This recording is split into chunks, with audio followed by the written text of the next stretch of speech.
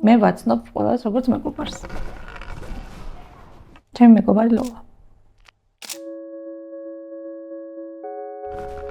თავიდან სანამ დამოუკიდებლად დავიწყებდი სიარულს და უკვე მერე პირველი ნაბიჯი რომ გადავდგი, ასე ვთქვათ, მარტო გარემოში, იყო საკმაოდ საშიში.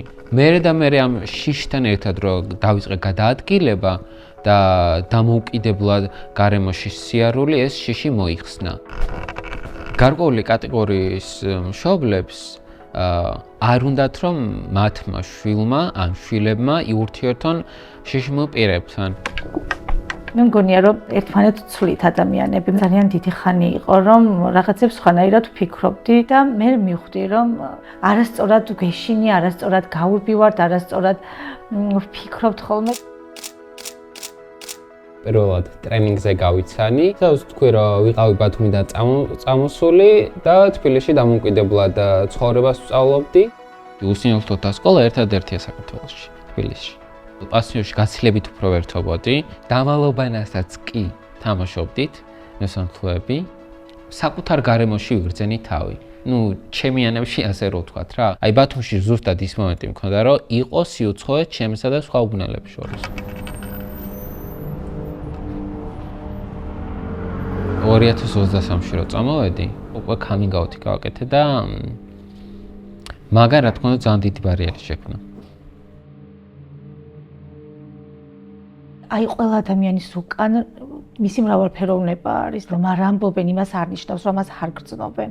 ყველა როგორც ჩვენ გრძნობთ და როგორც ჩვენ გვაქვს ეს რაღაცა ბრძოლები და განცდები, ზუსტად ასე აქვს ყველას და ჩვენ შვილებს მინდა რომ მეტად მოусმინოთ ხოლმე.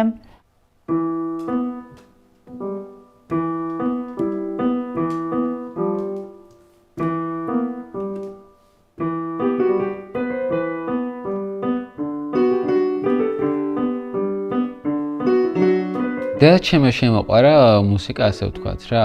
მახსოვს დედაჩემი ამბობდა, რომ მუცლად ყოფნისას უსმენდა კლასიკას. დაყრა უკვე სკოლის პერიოდში დავიწყე, მაგრამ იქამდე უსმენ.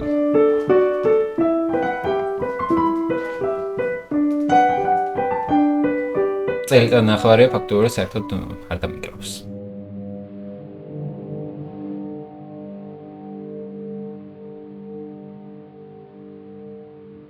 ხატვაც აი უფრო სკოლის ბოლო პერიოდში დავიწყე რა. ჩრდილებს თითქოს რაღაცნაირად წინასწარ სანამ ფანკარს დავუსმენდი რაღაცნაირად გონებაში წარმომედგინა.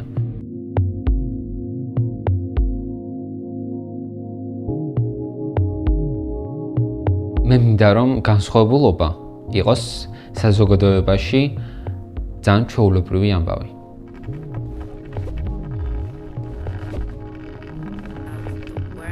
თავის რწმენა აქვს და სიმშვიდეს მგრის ძალიან მომწონს.